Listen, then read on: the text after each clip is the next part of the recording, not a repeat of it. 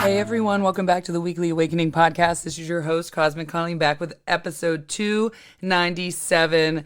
Guys, I am so much more efficient since this new moon. I know I'm not the only mutable placement that feels happening with this new moon and feeling like we are getting our life into order again. I want to talk on this episode about the Gemini new moon, which happened on Sunday night. It perfected on Sunday night. And Venus entering Leo. Lots of fun, exciting energy. The Gemini new moon perfected Sunday night at 10:54 p.m. East Coast time. Myself, like I said, and other mutable placements, you guys should have woke up yesterday not feeling as clogged up. And I don't just mean physically, I also mean mentally.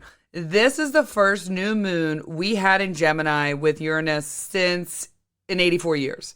I think I talked about this 2 episodes ago, but this Gemini season was about unclogging the mental, emotional, physical drainage left over from Saturn and Pisces, which just made the exit in February. We were stuck with a square to Saturn, okay? So if you're a mutable placement, you either had a conjunction, a square, an opposition to Saturn for 3 years. And so we're just getting past that. This is the first mutable season since that has left. However, we began this mutable season with Uranus and Gemini. So the first half of Gemini season, really all of it, is about unclogging the mental, emotional, physical drainage left over from Saturn and Pisces. So we are finally feeling like, okay, we got the right plunger, we found the problem, and whoosh, pushed right through it. Here is what else you might be feeling, though, for my mutable placements. Gemini, Virgo, Sagittarius, Pisces. Right now, you're able to take control of that side of your brain that wants to do something totally unhinged, wild, maybe even bad with those thoughts. But you're not acting out on it, but you want to. We're a little more prevalent, though, with wanting to act out on that with Uranus there. Remember that Uranus there's a strong desire to rebel. That's natural energy for Uranus and want to be free, break free of something. Anyone with a natal Uranus in my mutable signs, these next 8 years are going to bring a journey around a new strong identity, social construct, ideologies in a more rebellious way, a more argumentative way, a more flighty way. As they evolve, the situations, they will evolve, and this will sort of be how you go about breaking through these new ideologies, social constructs, and strong identities. And it's going to be come on sudden, come on strong, and then be gone. And then come on sudden, come on strong, then be gone. And each time you're leveling up, you may not realize to the end of that. My mutable placements are going to be feeling that for 8 years, depending on if you're a sun, a rising, a moon, that's going to play into it. But also people with a natal Uranus in one of those mutable signs, that is going to come even stronger when it comes to breaking past old identities, social constructs, and ideologies. Here is what else we can be feeling. Feeling pulled to want to be free.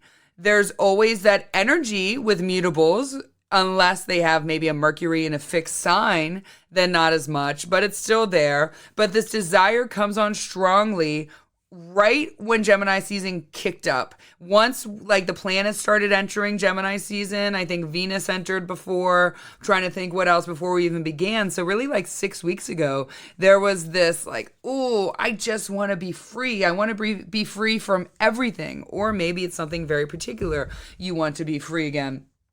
After we exit Gemini season, we will, kind of die down a little bit and feel, okay, I don't need to be as free. And then once we begin the Virgo season, we end up having another eclipse in Pisces. We're going to want to break free again. Your brain running 100 million different directions, but also an added aloofness with it, or you can't collect your thoughts as quickly when asked to remember something because your mind is moving that fast.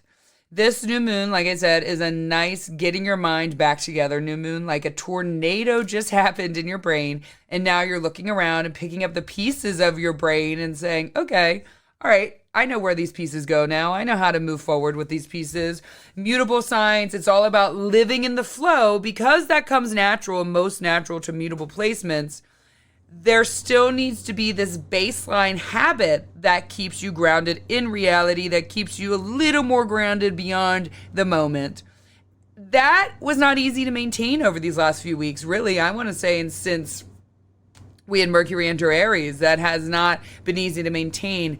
Now, things in your life that have gone undone, maybe your workout program, your spiritual program, maybe a food program. You get what I'm saying, though. The things that have gone undone that are like natural habits that keep you grounded, they've been gone for these last 6 weeks or so. And you are finally woke up this week with a happy closure to things. It's working out in your favor again. Your mind is able to focus on getting things done. Your mind and soul is able to focus on continuing that program that you need to stay grounded. And again, whatever it is, maybe it's going for walks, maybe it's gardening, maybe it's Tai Chi. You get what I'm saying? You're now like, okay, I can do these things for my body to relax my mind. And that is going to help clear up some situations that were sort of clouded in your mind anyway. Mutable Mercury season, Gemini and Virgo, but particularly Gemini and the seasons of Gemini and Virgo remind me and should remind us all that the timing of all things works out just as it should. But the stress that comes from being in the back of our minds, that's where the problem lies. And again, we look back not only at the tiny things in our life, but also the big things. And it's a reminder that all things work out in divine timing. I am a super procrastinator, and this is a procrastinator's dream. What I'm saying, you just have to do it. Don't let yourself get past the point of procrastination that comes not doing things. That is when you get in trouble. But what I have found is that when I procrastinate, maybe I'm not actually procrastinating. I just have to wait until my mind shows up in the moment to get it done. Because when that happens, and yesterday I got like 4 things done that I've been procrastinating on, it all seemed to also be the right timing. Even these tiny little things, right? Like I had to cancel my mom's Ryzen. I have not done it. I tried to do it last week, but there were some issues and whatever. And finally I called on yesterday, and it was actually the perfect timing. I talked to the perfect person who made it much easier than the person before. Like and it turned out that the person that bought the house, she was also connecting it yesterday. It all is divine timing. And we have to get past the thoughts, because in the back, it's what troubles us with that, or what bothers us with the procrastination, is those thoughts in the back of the head. It takes up energy. Like, I should be getting it done. I should be getting it done. I should be getting it done. So maybe we can say, I will get this done in the right moment. But right now I need to release those thoughts, because that added stress brings nothing. And trusting it. We only get in trouble when we move past the point of not doing something. So remember that. If you get to that, then maybe you shouldn't procrastinate at all. But if you always get the thing done, I'm looking at my Gemini Virgos, my Mercury placements. If you always get the thing done, then allow yourself to understand the timing. You guys are ruled by Mercury. We're ruled by Mercury, so everything is divine timing. This weekend, I finally got the chance to really do something with my mind, body, and soul again. I knew it was getting there. I know the transits ahead. I knew the storm I was in over these last, 3 months was sort of closing out all my mother's affairs. And that honestly has created a creative block for me, even with the podcast, even with astrology. I haven't done videos and rarely one a month, I think, in the last 3 or 4 months. But with this new moon, I feel creatively unblocked all of a sudden. And I know a lot of my mutable placements will as well. So the summer should really be a lot about bringing fire back into your art, bringing fire back, whatever that is. Is it art of the mind, art of the body, art of the soul? Whatever that art is, the creative juices are flowing again, especially when we begin this fire trine. I'm excited about this fire trine with like creative energy and passion just really coming on strong. But this weekend, I got to get back into a routine with this new moon in Gemini. It was a very big weekend for me. And astrologically, I actually was looking forward to this weekend 5-6 months ago, or at least this week, this span of week from, Friday, the new moon, leading into these next few weeks. And this was one of the most fulfilling weekends my mind, body, and soul has had in probably 5 months, to be honest with you. I mean, I had a lot of fun, but this was like some soul stuff, right? This is stuff that I need in my mind, body, and soul. And I can't believe, damn, we're already halfway through 2026. Though, if we look back, a lot has happened. It just goes fast. So Saturday night, I got to go to the Schuylkill Nature Center, which is beautiful. It's outside of Roxborough. It's basically Plymouth Meeting, though. It's like, doesn't feel like that's Philly at all, but one street over is Plymouth Meeting. And it was a beautiful place. I know you can take your kids there during the day. There's all kinds of stuff happening, but they've been holding ecstatic dance events. And Love Portal events, if you guys are into ecstatic dancing, look into Love Portal events. They hosted. And I went there meeting a friend. I haven't seen her in a while. And we ended up connecting with two other people that when I used to do ecstatic dance a few years ago. And it was such a beautiful community. It was hours of I love dancing. It brings me so much joy. I probably danced for 3.5 hours. I got shin splints, mind you. And then a beautiful sound healing at the end, community. We had the best pizza ever that someone was there just making pizzas. It was just like a really, really soulful thing for me. And then I woke up early on Sunday morning, got my son, he was at a sleepover, and we drove around. This is very new moon. I forgot, the Amish market in Westchester is not open, closed on Sundays. So I found, shout out Farmer John in Garnet Valley. He was like, I drove into this development, and he was like the only guy who probably never sold his house to the development. And it was this farm, and he was an amazing guy. He had amazing food. If you want to know, he doesn't have a website. Like, if you're curious, I can definitely send you the info.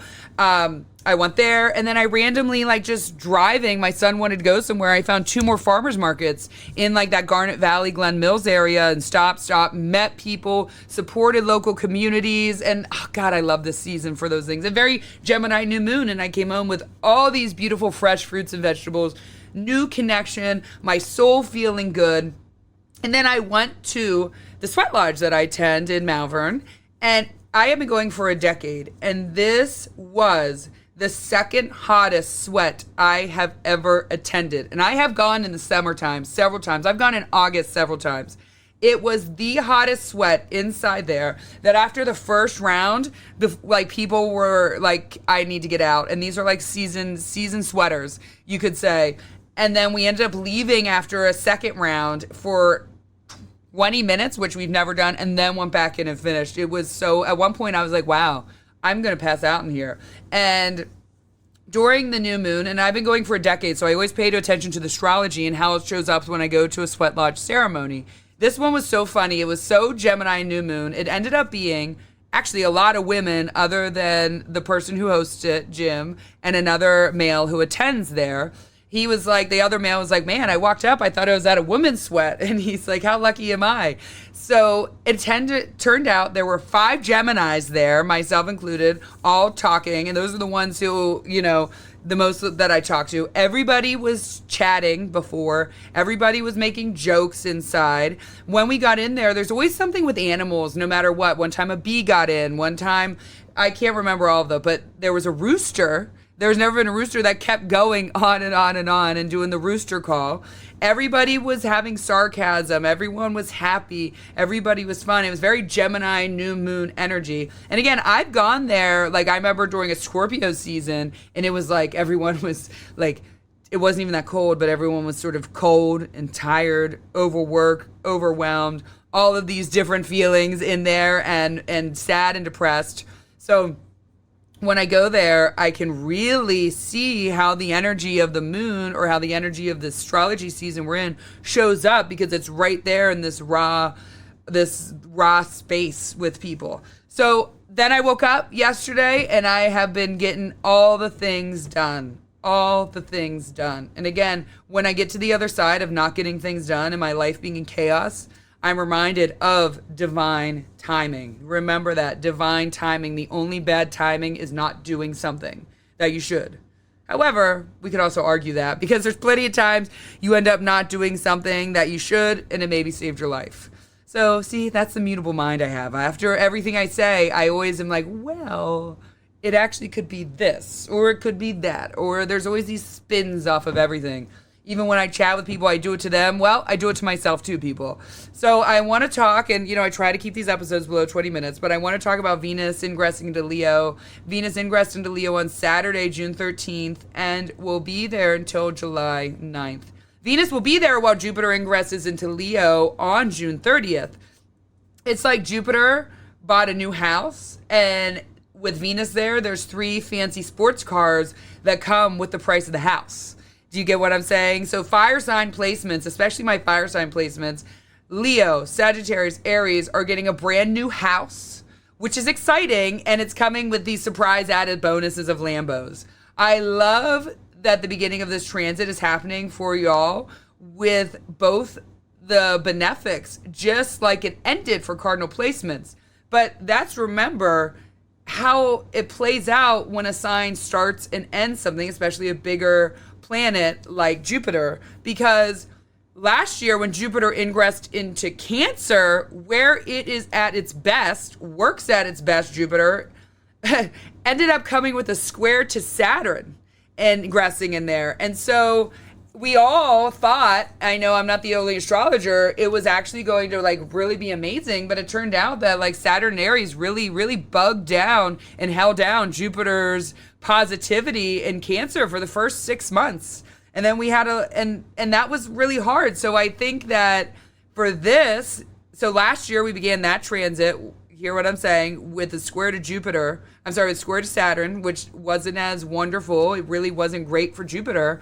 But now we're beginning this fire trine with Venus there. So it's positively holding. And then Jupiter will trine Saturn. So I'm really liking, I think now looking back, this Jupiter placement than sadly I did with Jupiter in Cancer, though at the end it turned out beautiful when we ended Jupiter and Venus having a conjunction in the sign of Cancer. So it started out hard, Jupiter's ingress into Cancer last year, but ended beautiful, but it wasn't easy, and it wasn't easy for my cardinal placements at all.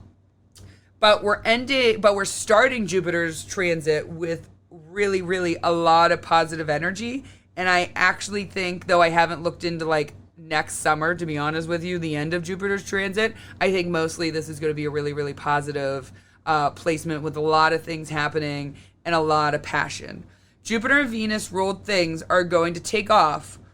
But right now, Venus is headed in aligning everything right, getting all the little ducks in order for Jupiter's transition into Leo. Venus in Leo does love the spotlight. It loves to shine. It loves lazy passion.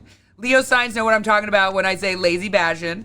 It loves passion from following your dream. It loves to dominate, and it loves to control, and it loves to bring people together. Leos are going to have even more extra this year. I love my Leos. Extra fashion, extra energy, extra excitement happening this year. And that's just a random note. But the beginning of this transit begins with square to Pluto, okay? So my Leo placements, as well as my other fixed placements, Scorpio, Aquarius, Taurus, Leo, they are going to be fighting a little bit over some power. But with it comes in favor of the Leo placements right now. Since they have a benefic, the benefic of Venus and soon to be Jupiter there, Leos, this is going to be a fantastic year for fire placements. It really, really is. Especially Leos, especially Sagittarius. It will for Aries too, but Aries still has Saturn there. So there's going to be a lot of you having to put in the hard work for responsibility. And responsibilities taking, or maybe I said that wrong, responsibilities sort of taking over and they're becoming really big. But the energy and the power is there for you to take it. And like when you get to the end of it, you're going to be really even stronger than you are now. This is a time, okay, over these next few weeks where love can blossom fast. But, solid, it can blossom really fast solidly, I guess is what I'm trying to say. And be like, wow, feels like we're really building this in a very solid way. Or it could crumble if it came on fast over the last 2 years. And many now may feel like this is, you're not sure. You're either going to feel like this is the right choice I made, or you're going to be having some second thoughts. And remember, second thoughts don't always lead to endings, but sometimes, yes, they do. And so you're either going to be like, wow, this is amazing, or shit, I don't know if this is right for me. It's coming in both ways where it's building up, but also Jupiter there is like, wow, maybe this isn't right for my soul. Maybe this isn't right for my purpose. Maybe this isn't right for my path, and I need to take the leap to leave this person, place, or thing. Body image, remember we're talking about Venus and Leo then, and I'll have a big episode for Jupiter and Leo, and I'm getting back to it. Body image, self-confidence, letting go of control, to find happiness are going to be all in the front. Remember what I said, especially with Leo, letting go of control to find happiness. Often too much control, it makes you feel safe, but it really doesn't bring happiness. That's going to be in the forefront of your mind this week. So center your mind. It's now beginning though with Leo, Venus and Leo, but how it will transform, how it will show up big will be Jupiter in Leo over this next year. Body image, self-confidence, letting go of control to find happiness, passion, art. You know, there's also going to be a sextile with Jupiter and Venus in Leo to Uranus and Gemini. And so this is going to bring some shifting awareness, kind of popping the bubble of that creative block, and that will continue to blossom over this year. I'm really excited. I think we're really now moving full speed into fire year. Like I said, the crossover water is behind us, and I think there is going to be a lot of passion, a lot of joy, a lot of happiness, and not really a lot of moping. But there is going to be some chaos, right? Chaos is fun, though, said from a Mercury Gemini. All right. Oh, my gosh. I'm at the end of the episode. I must be overhearing myself talk because I just reached into my blueberries and started eating them like I'm not recording my podcast right now. That's okay. Time for me to go.